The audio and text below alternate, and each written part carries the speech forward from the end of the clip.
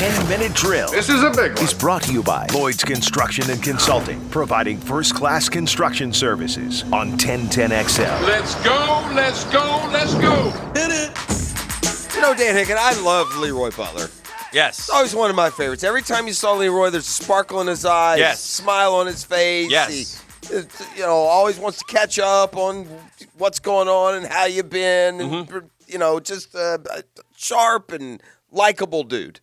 But if I had to put odds on the 15 finalists, the one most likely to spill the beans before he's supposed to, I would have put it on Leroy Butler. Okay. And I would have won as he spills the beans to our buddy Eugene Fournette at the Times Union that, this isn't going to be his year. He's not going in the hall. David Baker called him. He told him? He told him, never mind the embargo. Oh, so, no. Beans. So we don't know exactly. And so Baselli knows. Baselli does know. And Get him on the line, Beef. No, don't get him on the line. Get him on the line. Yeah. All I can tell you is that Tony will honor the Hall of Fame's request that he not tell anyone. That's all you need to know about Tony and his chances. But Leroy, somehow fast forward to 2021. Wow, Leroy's not on the finalists list this year. What? Oh, no. I wonder how that happened. Oh, no. Yeah, but Leroy just said, you'll enjoy this. Come on, Leroy. I can see Leroy, too, with just a gleam in his eye and a smile on his face. Let me see what our boy Eugene, quote he got for him. I've never been too disappointed for getting that phone call about not getting in, Leroy said. You sure it was this year? Yes, buddy. All right. It's right now. I'm not in, he Yes, said. 100%. Second year as a finalist. Leroy. Attaboy, Leroy. I love We're my down to man. 14. I only try to make the conversation easier for Mr. Baker because that can be painful for him because he wants everybody to get in. Was I not supposed to say anything? I'm sorry. I'm a level-headed guy. I enjoy the process. I knew my first year was a long shot. Conversation a little longer this time. It was almost like I was talking to an uncle. He said, unfortunately, you didn't make it, but the process is swinging in your favor. Don't get discouraged. I told him, God is good. That's my slogan. So not only did he reveal that he didn't get in, but he also gives us the intimate details. I'm calling Baselli in the break. Leroy tweeted at like You can 10:30 call him. yesterday. Yeah, you can call him. Said maybe next year. Plus, it's always a good thing to be discussed with the best to ever play the game. So Baselli knows if he's in or not. He does. Yes, he does. It's official. Yes, he definitely has been told, and he's not. I don't know if he told Angie, to be honest with you. No, she could probably get it out of him. She could read him. He told Angie. I bet. Yeah, I think he did tell Angie. And he trusts that. So what I'll do is I'll just wait a few days and Slide in. Yeah, see if Angie doesn't, let She'll it tell drop someone. to somebody who'll tell someone who'll tell someone. Yeah. And then Baselli, I think if he's Baselli will demand of us that we don't say anything anyway, so all of the effort would have been fruitless. I think if he's in, we'll find out. Yeah. I think if he's not in, it's easier to keep under wraps. Well, maybe because that big David Baker, that hulking beast, he'd be around town, right? He's actually knocking on doors personally. Didn't knock on Leroy's door. No, he calls if you're not in. They're knocking on the ones that are in. Yeah. I see what you're saying. That's what they're doing this year. That's how they're playing it. Yeah. So he's flying around the But country. Tony is aware. Totally incognito, Dave Baker. Right. He's about 6'10". Yeah. 6'9", 4 bills. 400. Big old. The guy's head is honestly the size of a pumpkin, like a jack-o'-lantern. Like he could just put like a candle in his mouth on Halloween. He could. And sit his chin up on like a table, and it would look like a jack-o'-lantern. Would scare you. It would, yeah. So be frightening. I was watching a college basketball game last night, Ross, and it struck me as I was watching this game, and this is just going to show you the beauty of sport in a way. But I'm watching this game, the second half of Florida-Vandy. Because, again, like most of you, I forgot it started at 6:30. Yeah, I said yesterday, what a weird day. You had FSU at 6. And I found it at 7:30, and it's the second half. And Florida has two terrible possessions to start the second half, and they're up 7, okay? Yeah. And I'm watching this unfold, and Florida hits a 3. Vandy had, honest to God, Jeff, 10 possessions in a row where the shots – did you watch the second half? I did. I watched the entire Okay, game. did this strike you at all as you watched? You know, normally when you're rooting for one team and the other team you're playing is getting off a shot, you're like, It's going in. yeah, or don't make. I had 100% confidence after watching Vandy for about 10 possessions, just the shot selection, the form on these kids, and this is when Pippen wasn't shooting at all. Because Pippen scored about 34. Yeah. And it is Scottie Pippen Jr. It was horrendous. Yeah. And Florida built like a 22-point lead, okay? They did, 20, I think. And they're rolling, and there's like 9 minutes left, and it struck me that, there is no possibility in the world with which this Vanderbilt team. And then I started wondering cut about it to 4. And then I started wondering about this Jerry Stackhouse cat, and I'm like, weren't they terrible last year? And the answer was yes. And I'm like, well, and then they talked about him during the broadcast. Well, he's got a 6-year deal. He knew it wasn't going to be easy. He knew it was going to take some time. But don't we want to see something from them? They're 0 in the league. You understand that. And they were last year, too, I think, or maybe one.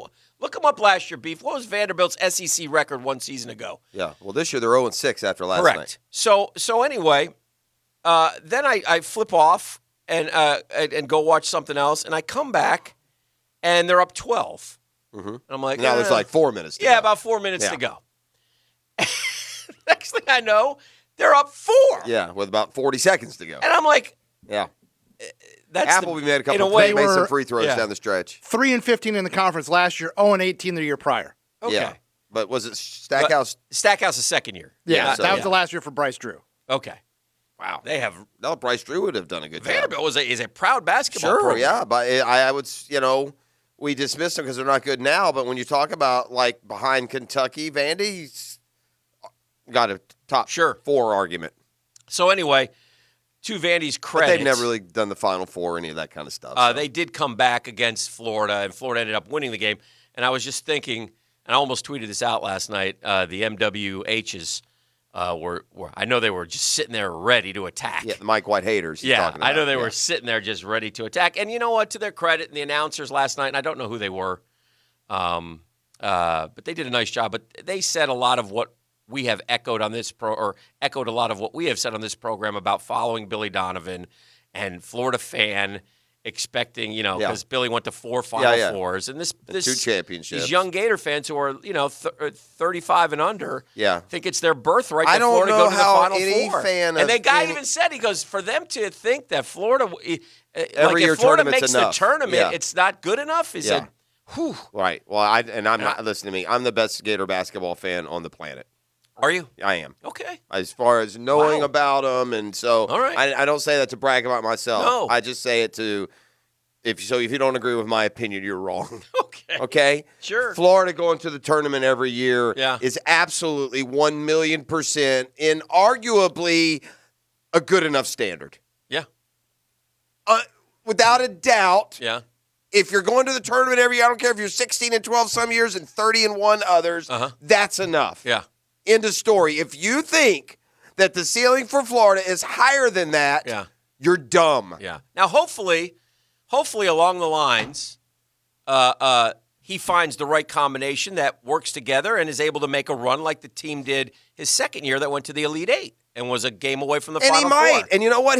He might get a special group of kids. That's what I mean. Like Billy did, Yeah. who stay for 3 years and win him a natty and go to a Final Four. Those things might happen. Right now, Florida isn't at a level that they were with Billy Donovan for the best of Billy Donovan. But what these dodos don't realize is that they are at the level of the average Billy Donovan years, and there were a bunch of those too. Correct.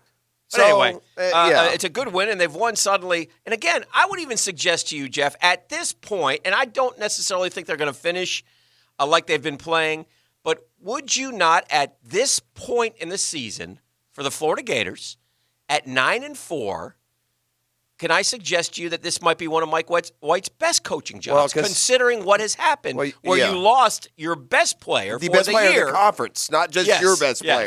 The best player in the conference. They'd probably be 11-2 with him. And you lost Scotty Lewis for 4 straight games, which again, who's your second best player? Yeah. And I will say this about Lewis: it looks like he watched and said, "You know what? I need to be more aggressive." Yeah, he had 10 in the first and he half. was, but and then they didn't weren't score. terrible shots. No. He drove. He hit some jumpers. He looked. Yeah. He didn't look rusty. He looked maybe he looked sitting out energetic. helped him see the game That's a little. what I'm Sometimes saying. that helps. So anyway, it was a good win for Florida, and then the machine in Tallahassee rolls on.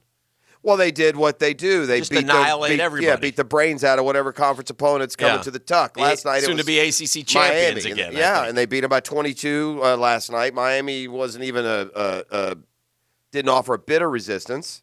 No.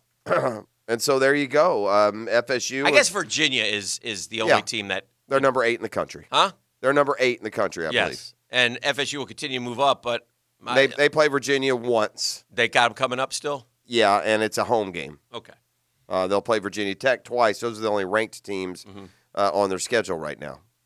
And to be honest with you, to go back, since we're to tie the two together, until Florida lost Keontae Johnson, that looked like that was going to be a game this year. Well, the MWHs now zero in on one thing and one thing only, and that's that Florida doesn't beat FSU.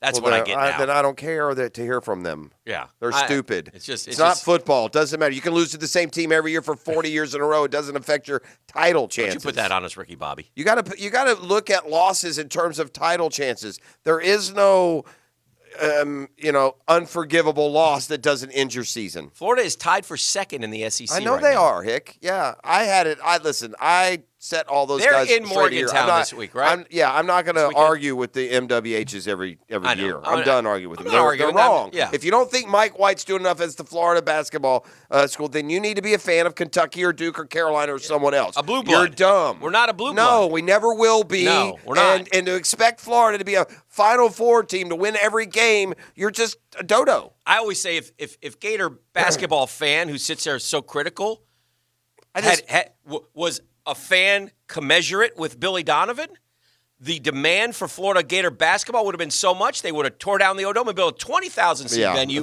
which they didn't need to do because nobody goes to the games. So, I mean, it just is what it is. But anyway, nice win for Florida. Well, it's whatever, a win. And like we said, FSU rolls on with a showdown with Virginia coming up, but clearly they're the two best in the ACC. And in the SEC, it's Alabama still undefeated at 9-0. They got a 3-game cushion. I wonder, can Alabama run the table in the conference? I don't think they will. I mean, they're good. I don't think they're awesome. Florida didn't really play all that. I know they ended up losing by, but they hung around. One more thing I want to talk to, and we got Doc Murphy on deck here. Why is it, Jeffrey, that it seems like every coach in the NFL doesn't like their quarterbacks all of a sudden? It's like every day I read. Yesterday was I don't know how much of this Matt Rule, whose dad Vern Rule was a pitcher for the Tigers, if I remember correctly. I don't know that to be true. You remember Vern Rule? I do know, but I don't know. Same if that's spelling, R-H-U-L-E. Yeah, but I don't think it's Matt Rule's father. I think it's his uncle then, Uncle Vern. But anyway, with that said, Matt Rule now wants a new quarterback. Everybody wants. Well, he never had one, so that was a bad example. You got Teddy Bridgewater. So do I. By the way, can I get one too? Yeah. New Orleans will take Teddy back. Nobody wants to go into their season next year with Teddy Bridgewater if they're trying to win a championship. New Orleans won't take Teddy back? No. All right. No. Okay. They can take him back, but they won't win a championship. Detroit doesn't want Matthew Stafford. The Rams don't want Goff. Those Niners don't want Garoppolo. Those are fine. Yeah, those are fine. Steelers don't want Big Ben anymore. They're ready to move on from that big old oaf. I mean, what's going on here? Nobody likes their quarterback, man. Good thing we got Trevor. I like him. I think there's a lot more sound than there is actual fury. And at the end, there'll be like 4 quarterbacks that change. And I don't think Matt Ryan and Ben Roethlisberger and all these guys are going off to other places. You don't think that opening day 2021 will have 15 new starting quarterbacks in the NFL? Well, what's a normal year? That's a great question. Yeah, so I'd have to know that. Do some research and have some answers for me. Okay, maybe I'll do that. This is The Drill. Doc Kevin Murphy is next. Beef. Custom Tree Surgeons Thursday on 1010XL. What are we handing out today, Fred? We're going to hook up one Lucky Guggen with a pair of tickets to AEW. That's All Elite Wrestling's Dynamite show coming up next week, February 3rd, over at Daly's Place. That's usually on Wednesdays, isn't it? That's Wednesday, February 3rd. Tickets I on sale remember now. AEW's on Wednesday. I take the W in AE and I go All Elite Wednesdays. Nice. Is what I think. But anyway, call in. If you want the tickets, be the first guy to call in. Yeah, man.